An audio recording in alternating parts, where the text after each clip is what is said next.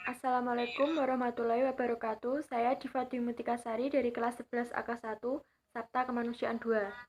Di sini saya akan mempresentasikan sedikit tentang DORAS, yaitu donor darah sukarela. Yang pertama, darah. Darah yaitu suatu jaringan tubuh manusia yang berbentuk cair dan berwarna merah. Darah berfungsi menjadi 3, yaitu 1. Mengangkut oksigen dari paru-paru ke seluruh tubuh.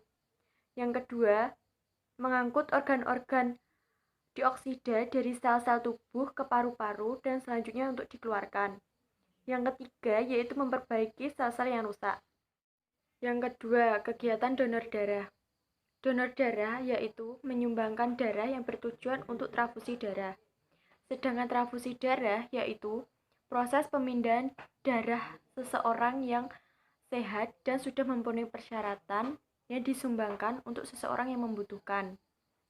Darah ditransfusikan dapat berupa darah lengkap dan komponen darah. Darah lengkap yaitu darah yang di dalamnya mengandung komponen-komponen darah. Sedangkan komponen darah yaitu meliputi 1. Plasma darah, 2. Sel darah merah, 3. Sel darah putih, dan 4. Keping-keping darah. Donor darah dibedakan menjadi 3, yaitu donor darah sukarela, donor darah pengganti, dan donor darah bayaran. Yang pertama, donor darah sukarela, yaitu seseorang yang menyumbangkan darahnya secara sukarela tanpa ia mengetahui untuk siapa darah itu diberikan. Yang kedua, donor darah pengganti, yaitu seseorang yang mendonorkan darahnya dan dia tahu untuk siapa darah itu diberikan. Yang ketiga, donor darah bayaran, yaitu seseorang yang mendonorkan darahnya karena mendapat upah. Persyaratan menjadi pendonor darah yaitu 1. Laki-laki atau wanita berusia 17-60 tahun. Yang kedua, sehat jasmani dan rohani. Yang ketiga, berat badan laki-laki minimal 49 kg, sedangkan wanita minimal 40 kg. Yang keempat, kadar hemoglobin minimal 12,5. Yang kelima, tidak mempunyai penyakit yang berisiko tinggi. Yang keenam,